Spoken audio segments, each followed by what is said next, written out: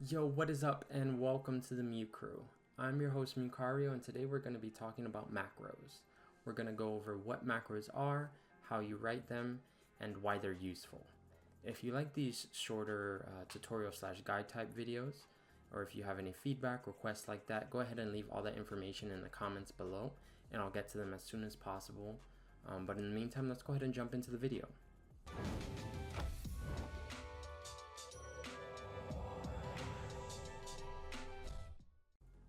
So for starters, what are macros? Macros are essentially just a way to be more efficient with your spellcasting by reducing the amount of keybinds that you have set into a single keybind that does multiple things. So for instance, I have my offensive cooldowns on a single keybind, which when I click it will pop my summon Dark Glare, it'll use my Dark Soul Misery, and it will also use my Trinket. You see there? It does all three things on a single keybind. So instead of having three separate keys that I have to press, it just condenses it into one. I also have my DPS rotation. So as an affliction, normally on every target, I want to go ahead and set up my agony and corruption. So instead of having two keybinds, I just have it set to a single button to cast both. It'll go ahead and reset every time I swap targets. I can also do things like target this person but use a mortal coil on this person over here because that's where my mouse is over, fear over here because that's where my mouse is over. I can set it to targets while also, or to focuses while targeting a single person. Just makes things a little bit more easier so you're not clicking different enemies where you can misclick if there's pets or different nameplates, anything like that. I find it super useful for PvP in general, but especially in arenas. So the way that you access the macro menu is just by typing /macro. It'll bring up this window, or you can alternatively press escape or whatever keybind you have set to bring up your game menu, and then just click macros here. This is your main create macro window. You have your general ones that are for all characters on your account, and then your character specific ones.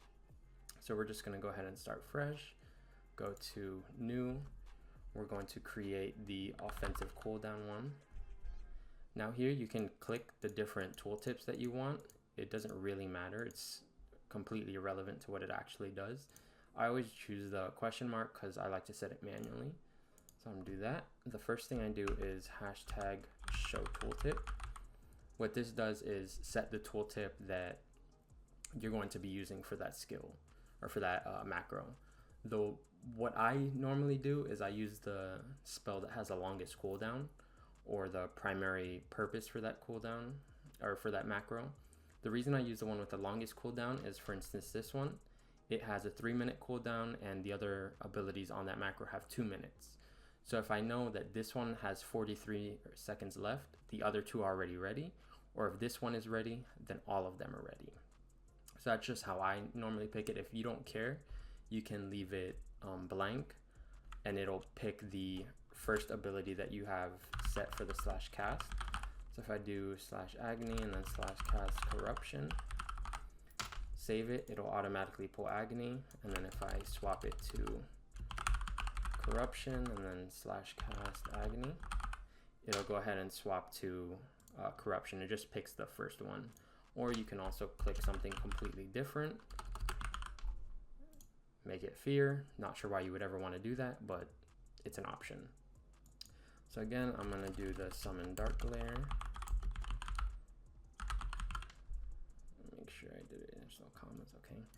So you always want to make sure that you're using stuff or accounting for global cooldowns. If it's stuff like this that's going to be instant, that's not on the global cooldowns, you can just have them as /cast.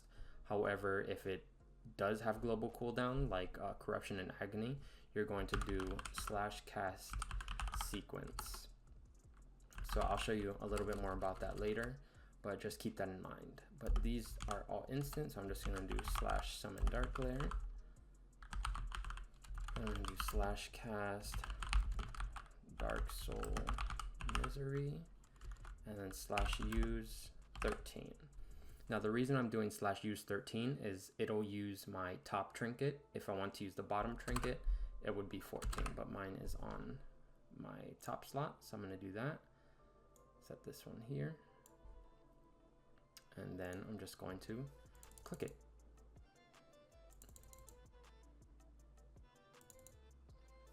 Why is it not? Did I misspell it?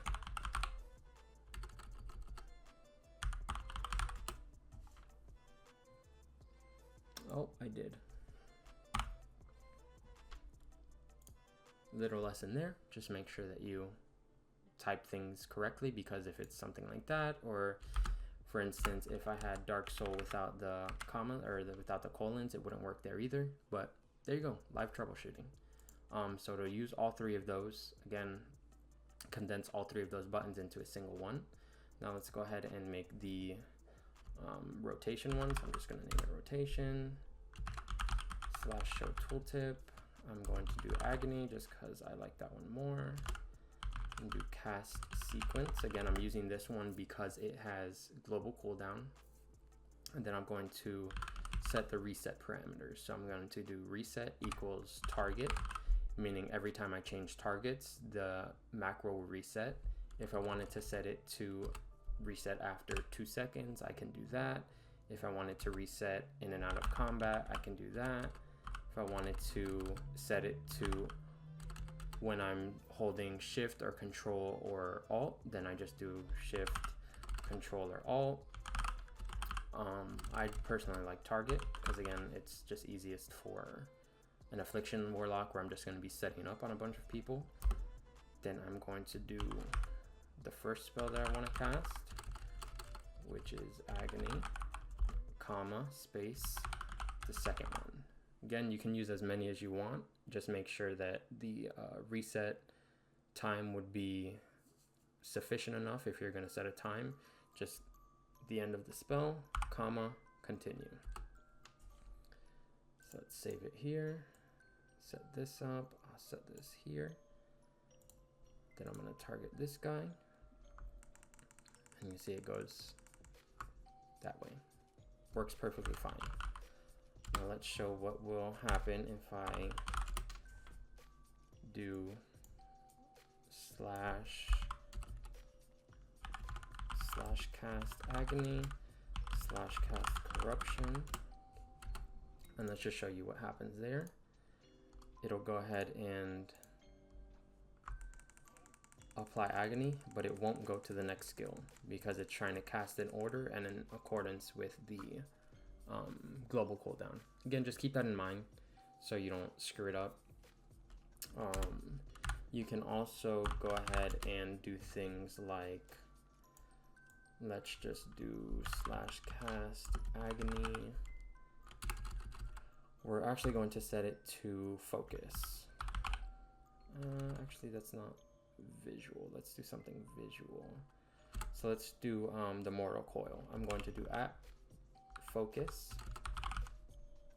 And then I'm going to do close bracket, mortal coil. Let's go ahead and take this off, save it.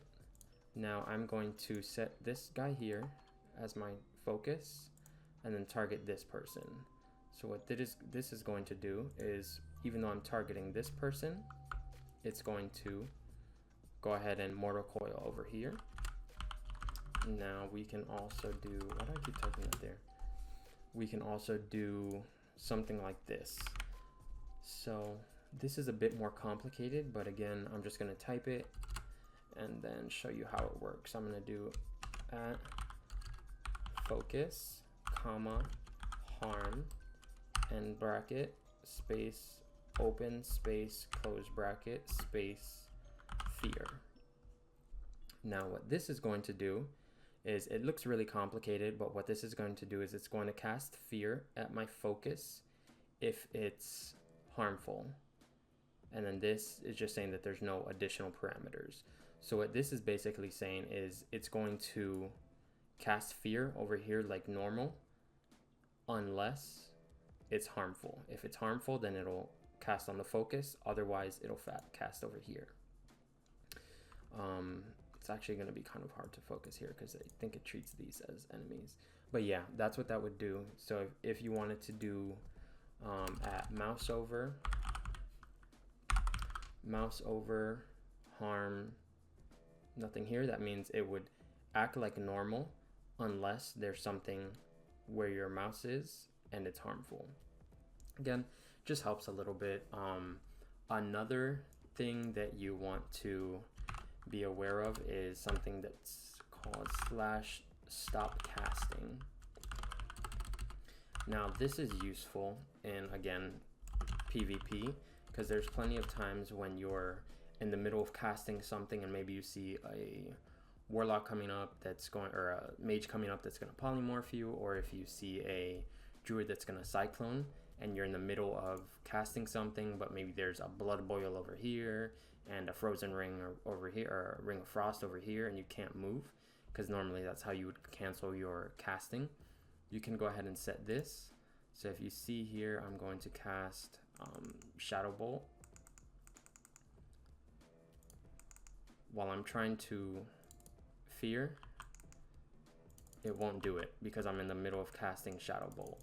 However, if I'm in the middle of casting Shadow Bolt and then do that, it'll automatically cancel and switch to fear. Again, it just saves a little bit of time, a little less things that you have to do just to be a little bit more efficient. You can also do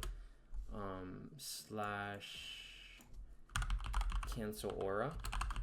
This is useful for things, I won't be able to show a demonstration here, but this is useful for classes like warriors or monks that have things like Blade Storm, where it's just constantly casting, and you can't do anything in that time. So there's been times as a warrior where I was in the middle of a Blade Storm and I see a warlock coming up about to fear me, and I wanted to dash at him or charge at him to stun him and stop that interrupt.